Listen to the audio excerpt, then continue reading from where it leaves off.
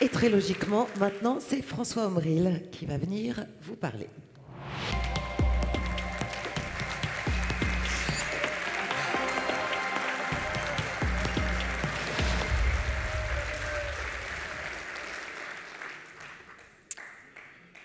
C'est mon tour. Chers collègues, chers amis, membres du congrès de la CFE-CGC, j'ai envie de vous parler d'avenir. Mais de quel avenir va-t-on parler? De l'avenir qui est promis à ces entreprises, qui, à force de maigrir, de s'atrophier, à force de se déshumaniser, à force de s'atomiser dans la sous-traitance, vont finir par disparaître? De l'avenir des services publics au bord du chaos, assommés par 20 ans d'une politique publique réduite au comptage des crayons et au mépris des conditions de travail de leurs agents? Va-t-on parler de l'avenir d'une société où la solidarité se déconstruit au profit d'une personnalisation des droits? Une société de la flexibilité et de l'insécurité? Une société irrationnelle et anxiogène où seul compte la régularité du chiffre, quand bien même il n'a aucun sens? Ou va-t-on parler d'une société apaisée, une société qui a du sens, qui donne des perspectives?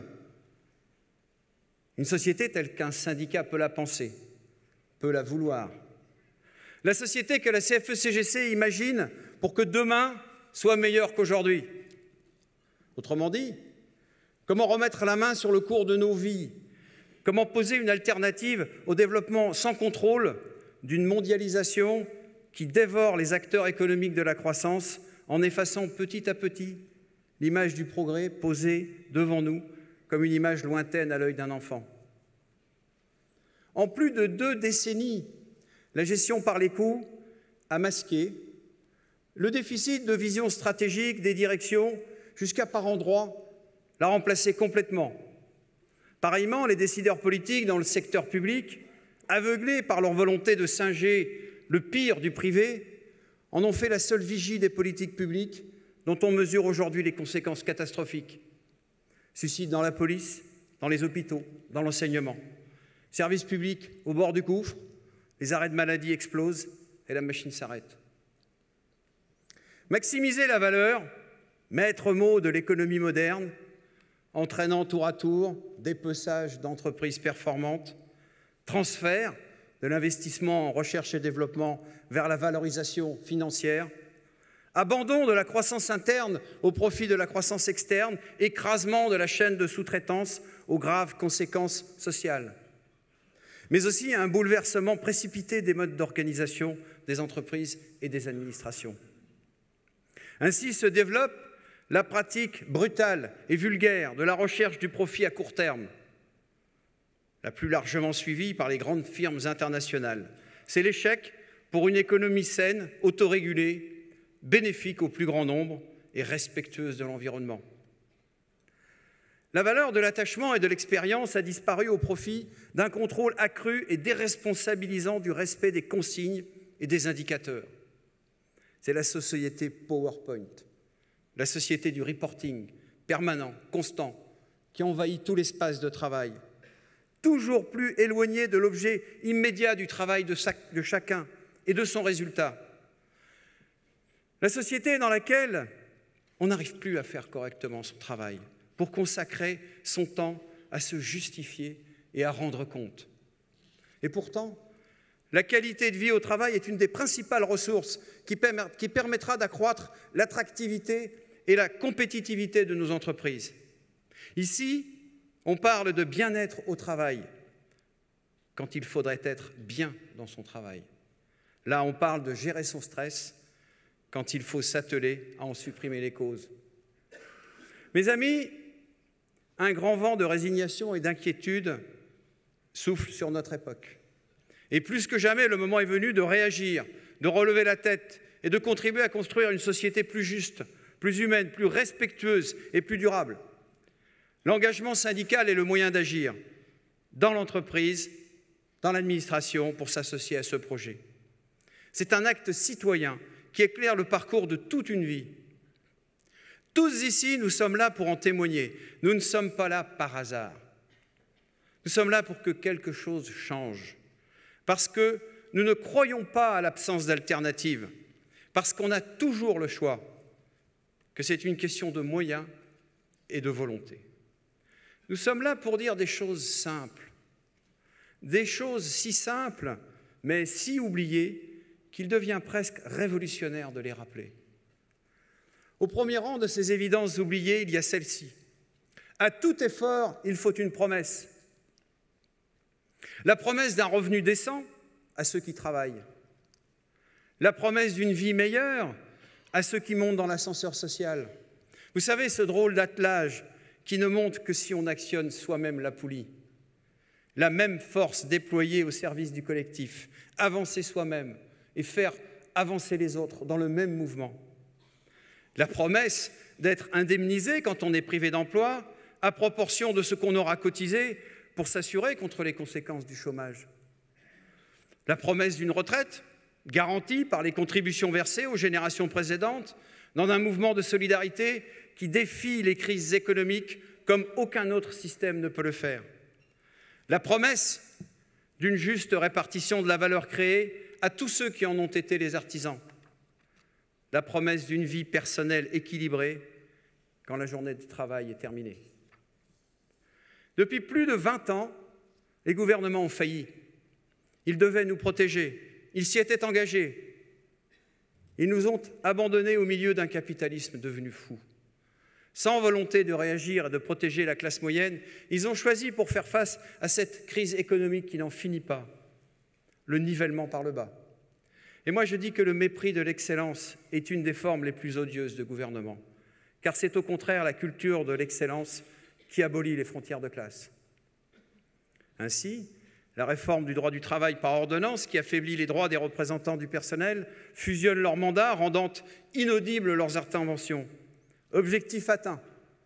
Le Code du travail s'est encore alourdi et le dialogue social s'est encore amoindri.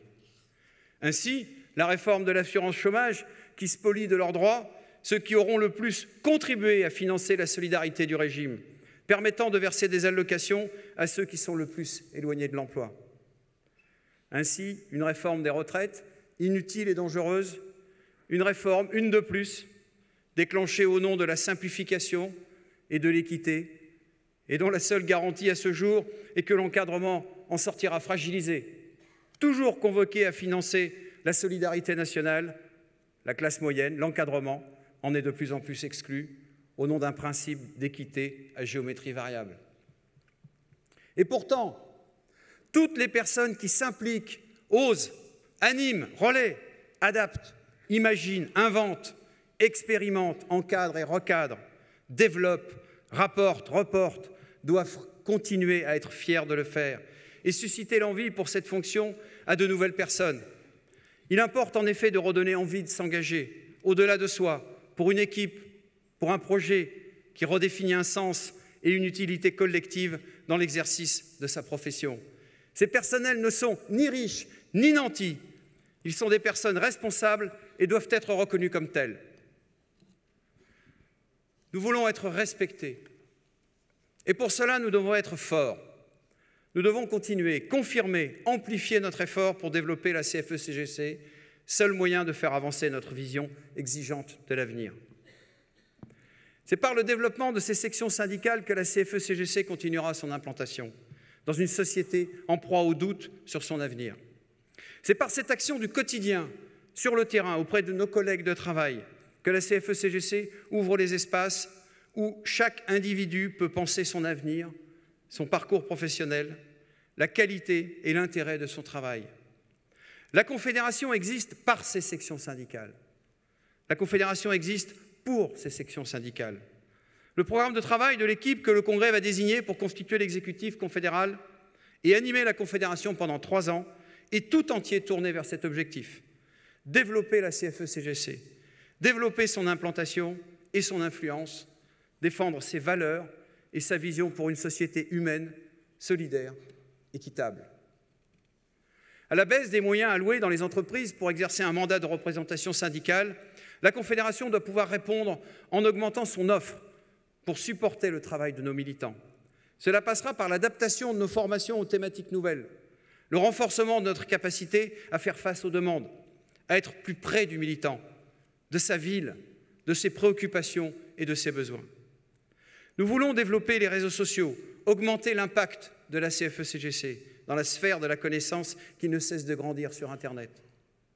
Et pour cela, diversifier nos formats de communication et proposer à nos structures, jusqu'aux sections syndicales, les moyens d'élaborer leur propre communication. Mais au-delà, notre projet est de connecter l'ensemble de nos adhérents à une plateforme par laquelle ils pourront accéder à différentes communautés de la CFE-CGC, entreprises, territoires, centres d'intérêt, mais aussi de services, d'information et de conseils. L'adhésion est l'acte par lequel notre organisation accumule les moyens de son indépendance. La force des convictions n'est rien sans la liberté de les exprimer. Dans un environnement politique si hostile à l'expression de la différence syndicale et de sa diversité, le développement par l'adhésion à la CFE-CGC est une priorité. Car continuer de grandir libre et indépendant est l'unique garantie de notre utilité et de notre capacité à peser sur l'avenir de notre société. Notre conviction est aussi que la proposition syndicale de la CFE-CGC peut continuer à s'enrichir, à se moderniser, à épouser les sujets de notre époque et y imprimer notre exigence. Nous devons mettre au service de ce projet la même imagination sans laquelle aucun progrès ne peut se construire. Il faut pour cela avoir les idées claires. La complexité du monde ne nous fait pas peur. En effet, l'augmentation de la complexité est une donnée irréductible du progrès humain et la maîtriser est la raison d'être de l'encadrement. Nous continuerons notre travail de confrontation avec les évolutions de ce siècle, qu'elles soient technologiques, juridiques, sociales, économiques. La CFE-CGC sera présente dans le débat et fera valoir sa vision en défendant ses valeurs. Le savoir critique issu du terrain, seul endroit où se mesurent les conséquences des décisions prises au nom de l'absence supposée d'alternatives, vaut mieux que toutes les théories. Conférences, universités, séminaires, la Confédération amplifiera son effort de réflexion sur la société et ses défis afin d'élaborer des solutions disponibles pour construire un avenir humanisé. Mais que vaut le progrès s'il broie ceux qui en sont les acteurs principaux? Où peut mener une croissance économique qui ne crée plus de valeur pour les humains et détruit le cadre de nos vies? Le syndicaliste est un citoyen engagé dans son entreprise. Mais quel sens peut avoir cet engagement s'il ne regarde pas, au-delà de ses limites, l'impact de son activité dans un monde globalisé? Il n'est plus possible de considérer l'entreprise et ceux qui la constituent en dehors du monde dans lequel elle se développe, en le modifiant. La nouvelle génération porte des exigences radicales pour que le travail soit porteur de sens. Car pour survivre, les entreprises devront interroger leur modèle de développement. Toutes les parties qui constituent l'entreprise doivent pouvoir contribuer aux décisions qui conditionnent son avenir, sa raison d'être et la mission qu'elle souhaite remplir dans la société. La CFE-CGC s'imposera comme un acteur majeur de la remise en question des modes de gouvernance qui nous ont menés dans l'impasse dans laquelle nous sommes actuellement. Cette préoccupation est au cœur de notre proposition syndicale depuis longtemps. Nous travaillerons à lui donner plus de visibilité. Nous montrerons que les conciliations sont possibles entre le temps de travail et le temps personnel, entre le développement économique et la durabilité de notre environnement. Défendre les intérêts moraux et matériels de l'encadrement, c'est la première phrase de nos statuts, mais je vais la détailler un peu. L'encadrement, les techniciens, les agents de maîtrise et les cadres, et tous les agents des services publics. Telle est la raison d'être de la CFE-CGC. Nous défendons les valeurs de l'engagement professionnel, de la responsabilité, du progrès partagé. La place et le rôle de la CFE-CGC n'auront peut-être jamais été aussi déterminants à construire un avenir désirable pour nous tous. Notre programme poursuit l'objectif de travailler les moyens de s'en saisir, tenir l'avenir entre nos mains, l'avoir comme exigence. Mes chers amis, à cet instant, je voudrais aborder la partie la plus personnelle de mon discours, celle que l'on ne gardera pas dans la version imprimée, celle qui sied à l'intimité de notre Assemblée. Je m'appelle François Omril, j'ai 58 ans. Je suis le président de la CFE-CGC et je suis candidat pour un nouveau mandat, avec Jean-Philippe, avec Gérard. Moi aussi, je ne suis pas là par hasard. Cette place, je l'ai voulue. Certains diront, ça s'est vu. Je l'ai voulu, je l'ai eu, et je ne veux pas vous décevoir. J'ai grandi en usine, j'y ai fait mes classes, je ne l'ai plus quitté. J'y ai fait le plus grand et les plus beaux voyages de ma vie. Une aventure humaine, unique, irremplaçable. J'ai eu la chance d'être embarqué très tôt dans l'aventure syndicale et je veux faire partager cette chance au plus grand nombre. Comme vous tous, j'ai eu des doutes, des moments de fatigue, de défaitisme. Mais le syndicalisme, malgré tout, a changé ma vie. Grâce à lui, j'ai découvert le monde en relief. J'ai vu grandir devant moi la dimension sociale des organisations humaines. J'ai compris que personne n'est détenteur de la vérité et que tout point de vue se respecte, mais qu'il faut faire respecter le sien. J'ai appris que la négociation n'est rien d'autre que la conciliation des points de vue et l'engagement des parties à respecter le consensus. J'ai accompagné tant de personnes qui pensaient que leur vie s'arrêterait à la rupture de leur contrat, qui avaient tout donné à une entreprise qui ne leur rendait rien. Ils aimaient leur boîte, mais leur boîte ne les aimait pas. J'ai connu la chaleur des nuits à préparer une élection, rédiger le dernier tract, l'interminable voyage en car pour soutenir un site menacé de fermeture, les réunions de comités enflammées et les directions mutiques ou insolentes. J'ai crié avec les autres, on a gagné, quand un plan social s'annulait, quand les machines redémarraient. J'ai croisé tant de regards, ressenti le bonheur et la fierté d'avoir construit ensemble, parfois lutté ensemble, d'avoir été un humain parmi les autres, plus fort avec les autres. C'est tout cela que j'ai emporté au 59 rue du Rocher. Je l'ai posé là, à côté de moi.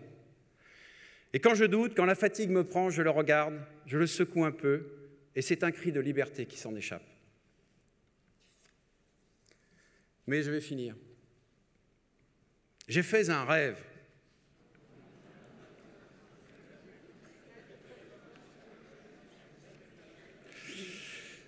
Non, en fait, ce rêve est en train de devenir réalité. Et vous allez comprendre. Quel est aujourd'hui le problème numéro 1 pour toutes les entreprises? Vous êtes vous-même dans ces entreprises et vous ne me démentirez pas. Vous savez, je voyage beaucoup, je rencontre beaucoup de personnes très importantes, très en responsabilité dans les entreprises, quel que soit le secteur économique, des entreprises parfois de haut niveau, des multinationales, parfois des plus petites. Je rencontre des responsables patronaux et tout le monde, depuis plusieurs mois, ne parle que de cela. Le problème numéro 1 aujourd'hui, c'est que les entreprises n'arrivent plus à recruter. Incroyable. Pour eux, c'est une catastrophe. Pour nous, c'est peut-être la meilleure nouvelle du moment. En effet, cela ne peut que nous procurer des raisons d'espérer dans l'avenir. Et pourquoi les entreprises n'arrivent pas à recruter? Eh bien, nous, on le sait. C'est parce que cette génération que l'on appelle les millennials, la génération pour beaucoup d'entre nous, pour moi, de nos enfants, les enfants de nos voisins, de nos amis, les amis de nos enfants, on les connaît, on les a vus grandir. Et en fait, qu'est-ce qu'ils nous disent? Ils nous disent, mais moi, cette entreprise-là ne m'intéresse pas. Oui, j'ai le bon niveau, j'ai fait les bonnes études, j'ai le bon diplôme peut-être, la bonne paye, c'est possible. Mais toi, maman, toi, papa, j'ai vu comment vous avez grandi dans votre entreprise. Ce besoin de faire carrière, cette envie de faire carrière. Pourquoi? Pourquoi? Pour vous entendre comme aujourd'hui, revenir avec tous ces problèmes, cette difficulté à travailler, cette fatigue, cette non-prise en compte de votre vision des choses. Mais moi, ça ne m'intéresse pas. Il y a d'autres enjeux. Pour la société, pour la planète. On ne parle que de ça aujourd'hui. Mais moi, c'est ça qui me donne envie de m'engager. J'ai envie de m'engager. Oui, ça c'est sûr. Et je le ferai. Mais pas dans une entreprise qui ne porte pas des valeurs correctes. Et ça, croyez-moi, ça va faire changer la société. C'est une certitude absolue. Beaucoup plus efficacement, beaucoup plus radicalement que toutes les occupations d'amphi à Nanterre ou dans d'autres facs de France, que toutes les manifestations que l'on pourra faire dans la rue ou ailleurs. Ça, c'est un coup porté à l'économie. Et dès l'instant que l'on porte le faire à cet endroit-là, on a forcément un impact. C'est très compliqué d'envisager de façon définitive comment les choses vont évoluer, vont s'organiser. Mais nous avons aujourd'hui une certitude, c'est que par cette exigence, cette volonté que soient prises en compte les valeurs de confiance, de respect, de responsabilité, les choses vont changer. Ce sont les 3 mots-clés de cette génération. On veut de la confiance, on veut du respect et on veut de la responsabilité. Rien d'autre que ce que finalement nous portons depuis tant d'années. C'est vrai que la société est complexe, irrationnelle, elle est parfois très violente. Cette violence sociale dont j'ai beaucoup parlé il y a quelques instants peut nous rendre inquiets. Mais il y a quand même de bonnes raisons d'espérer. Les raisons d'espérer, nous avons commencé par cela. Ce matin, ce sont nos résultats aux élections professionnelles dans l'entreprise. C'est la confiance que nous portent nos collègues. Les raisons d'espérer, c'est cette ambition que nous avons tous et qui vient se conjuguer aujourd'hui avec l'ambition de toute une génération qui monte. Confrontée à la difficulté de recruter pour faute d'une offre conforme aux exigences d'une génération attachée au sens du travail et la qualité des conditions de son exécution, l'entreprise doit évoluer pour survivre. L'angoisse devant la précarité environnementale et sociale annoncée au XXIe siècle a vu grandir puis s'imposer des valeurs et des préoccupations nouvelles. Ces valeurs irriguent une société en quête de sens et qui veut croire en l'avenir. C'est donc en intégrant ces valeurs dans son projet que l'entreprise pourra de nouveau inspirer la confiance nécessaire à la rejoindre et à s'y investir. Mes amis, à Lyon, il y a 3 ans, vous m'avez fait confiance. Croyez-moi, j'en ai été très honoré. Je vous avais dit, il ne faut pas baisser les bras. Ils ont 20 ans, ils nous regardent, et de ce monde qui change, rien ne leur échappe. Et nous leur devons de ne pas baisser les bras. Tous ces résultats que nous avons accumulés depuis tant d'années et qui se confirment, ils sont la preuve que nous n'avons pas baissé les bras.